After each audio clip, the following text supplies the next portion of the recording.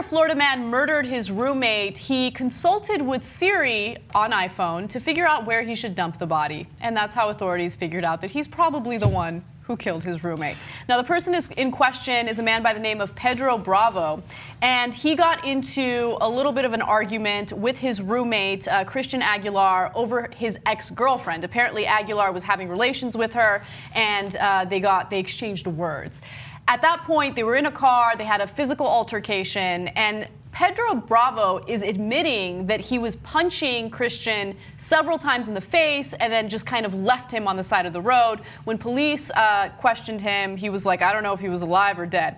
Now, according to reports, he used Siri and he asked the following question. What kind of place are you looking for? Siri replied when he asked, where should I dump the body? And then she provided possibilities, including swamps, reservoirs, metal foundries, and dumps. According to Gainesville Police Department, the conversation between Bravo and Siri occurred late on the night of September 20th, 2012.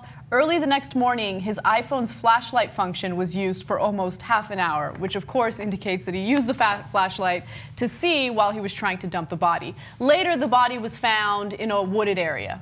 So this guy is an idiot in several different ways. First of all, you know, your searches on your iPhone can be collected. Yep. Now, the NSA might be collecting those when they shouldn't be in some instances, but you don't have, like, once you're the person of interest in an investigation and they have some degree of reason to suspect you, well, they can then go and get a warrant and look at the searches that you did. And that's perfectly legal, and it should be perfectly legal. We're happy to have the police do that. That's real police work, right? Right.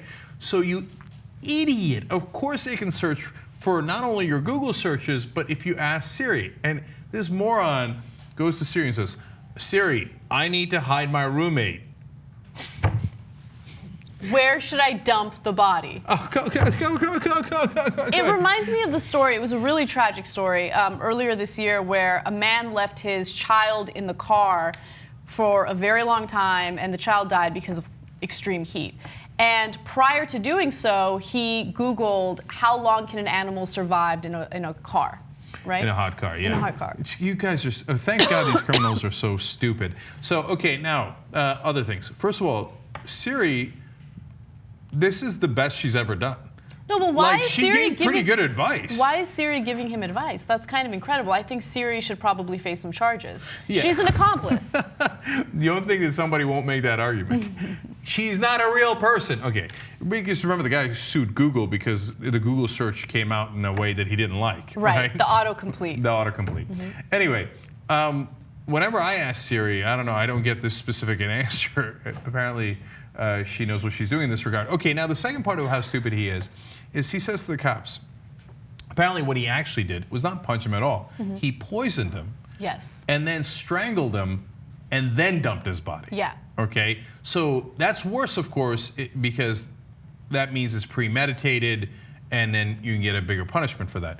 But you come up with a better excuse than, oh, no, you don't understand, man. We were having a fight in the car, so I punched him in the face. And then I pulled over and I took him out of the car and I kept punching him until he wouldn't move anymore. And I thought he was all right, but you know, but he was definitely wasn't moving. And then I drove away because I couldn't see him move. Yeah, well, that would also be killing him. Yeah, he sounds like a really, really dumb guy. Okay, and so that's not that great an excuse. One of my friends was in a fight, and he didn't respond. He did exactly the right thing, and they called the cops. Cops came and arrested the other guy, right? And the knucklehead goes to court, and now my friend's in court, okay, and this is the criminal trial of the guy who punched him, right? And he's like, oh, yeah, that guy's story's not true at all, man. I didn't punch him in the face, which he had. Yeah. He punched the guy in the face with a key and cut his face open, okay? So, I don't know, a key, I didn't punch him in the face. I just punched him in the stomach. Judge is like, you know you're on trial for assault, and punching someone in the stomach is assault. Oh, my God. Okay? There's no difference in the law between punching the stomach and punching in the face.